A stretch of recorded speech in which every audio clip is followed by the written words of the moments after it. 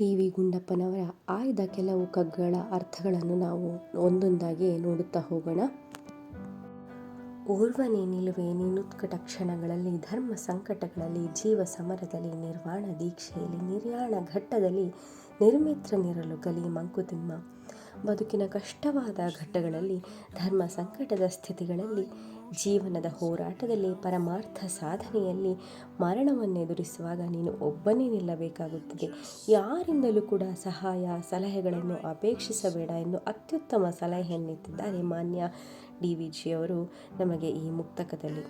ಇನ್ನು ಒಳಗಿಳಿದು ಭಾವಾರ್ಥವನ್ನು ನೋಡುತ್ತಾ ಹೋಗುವುದಾದರೆ, ಪ್ರತಿಯೊಬ್ಬರಿಗೂ ಜೀವನದಲ್ಲಿ ಉತ್ಕಟವಾದ ಘಳಿಗೆಗಳು ಎದುರಾಗಿಯೇ ಎದುರಾಗುತ್ತವೆ.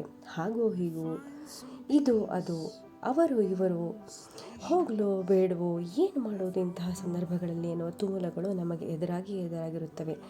ನಮ್ಮ ಜೀವನದಲ್ಲಿ ಇಂತಹ ಸಂದರ್ಭಗಳು ಅದೆಷ್ಟೋ ಬಾರಿ ಬಂದಿರುತ್ತವೆ. ಆ ಸಂದರ್ಭಗಳನ್ನು ನಾವು ಎದುರಿಸುವಾಗ ನಮ್ಮ ನಿರ್ಧಾರಗಳನ್ನು ನಾವೇ ತೆಗೆದುಕೊಳ್ಳಬೇಕಾಗುತ್ತೆ. ಆದರೆ ನಾವು ಸಾಮಾನ್ಯವಾಗಿ ಏನು ಮಾಡುತ್ತೇವೆ ಅಂದರೆ, ಅವರಿವರ ಸಲಹೆಗಳನ್ನು ಕೇಳೋದು, ಗೆಳೆಯರ ಬಳಿ, ಹಿತೈಷಿಗಳ ಬಳಿ 1000 ಸಲಹೆಗಳನ್ನು ಕೇಳಿ ಕೊನೆಗೆ ನಮ್ಮ ನಿರ್ಧಾರವನ್ನು ನಾವೇ ತೆಗೆದುಕೊಳ್ಳುತ್ತೇವೆ. ಅಕಸ್ಮಾತ್ ಅನ್ಯರ ಸಲಹೆಗಳ ಮೇಲೆ ತೆಗೆದುಕೊಂಡ ನಿರ್ಧಾರ ಮಾಡಿ ಕೆಲಸ ಕೆಟ್ಟರೆ ಅದನ್ನು ಅವರ ಮೇಲೆ ಹೊರಿಸುತ್ತೇವೆ. ಇದು ಖಂಡಿತ ತಪ್ಪು. ಹಾಗಾಗಿ ಅಂತಿಮವಾದ ನಿರ್ಧಾರವನ್ನು ನೀನು ಏಕಾಂಗಿಯಾಗಿ ತೆಗೆದುಕೋ ಎಂದು ಡಿ.ವಿ.ಜಿ. ಅವರು ಹೇಳುತ್ತಾರೆ. ಲೌಕಿಕವಾದ ವಿಚಾರದಲ್ಲಿ ಮನಸ್ಸು, ಕಣ್ಣು, ಕಿವಿಗಳನ್ನು ತೆರೆದುಕೊಂಡಿರುತ್ತೇವೆ. ಆದ್ದರಿಂದ ನಿರ್ಧಾರ ನಮ್ಮದಾದರೂ ಆ ನಿರ್ಧಾರದ ಮೇಲೆ ಅನ್ಯರ ಪ್ರಭಾವ ಆಗಿರುತ್ತದೆ. ಆದರೆ ಅಧ್ಯಾತ್ಮ ಹಾಗಲ್ಲ.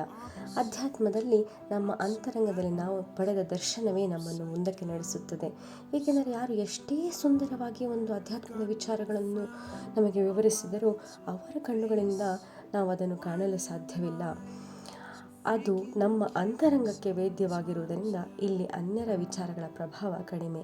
ಇನ್ನು ಅಂತಿಮವಾಗಿ ಬರುವಂತಹ ಮರಣದ ವಿಷಯಕ್ಕೆ ಬಂದರೆ, ಇಲ್ಲಿ ನಾವು ಒಬ್ಬಂಟಿಯೇ. ಇದು ಲೋಕ ಸತ್ಯ, ಇದು ನಿತ್ಯ ಸತ್ಯ. ಇದು ಎಲ್ಲರಿಗೂ ಗೊತ್ತಿರುವಂತಹ ವಿಚಾರ. ಹೇಗೆ ನೀನು ಮರಣದಲ್ಲಿ ಒಬ್ಬಂಟಿಯಾಗಿ ನಿರ್ಮಿತ್ರನಾಗಿರುತ್ತೆಯೋ, ಹಾಗೆಯೇ ಈ ಜೀವನದ ಹೋರಾಟದಲ್ಲಿ ನೀನು ಎಲ್ಲರೊಂದಿಗಿದ್ದರೂ ಅಂತರಂಗದಲ್ಲಿ ಒಬ್ಬಂಟಿಯಾಗಿಯೇ ಇರು. ಈ ಮಾರ್ಗವನ್ನು ತುಳಿದರೆ ಮಾನಸಿಕ ದ್ವಂದ್ವ, ತುಮುಲ, ಬೇಸರ, ಜಿಗುಪ್ಸೆ ಯಾವುದೂ ಇಲ್ಲದೆ ನಮ್ಮ ಮನಸ್ಸನ್ನು ಶಾಂತವಾಗಿಡಬಹುದು. ಇದು ಬದುಕಿನ ಸಾರ್ಥಕತೆಗೆ ಪೂರಕವಾಗಿರುತ್ತದೆ ಎಂಬುದನ್ನು ಈ ಒಂದು ಮುಕ್ತಕದಲ್ಲಿ ನಮಗೆ ಬಹಳ ಸುಂದರವಾಗಿ ಡಿ.ವಿ.ಜಿ. ಅವರು ವಿವರಿಸಿದ್ದಾರೆ.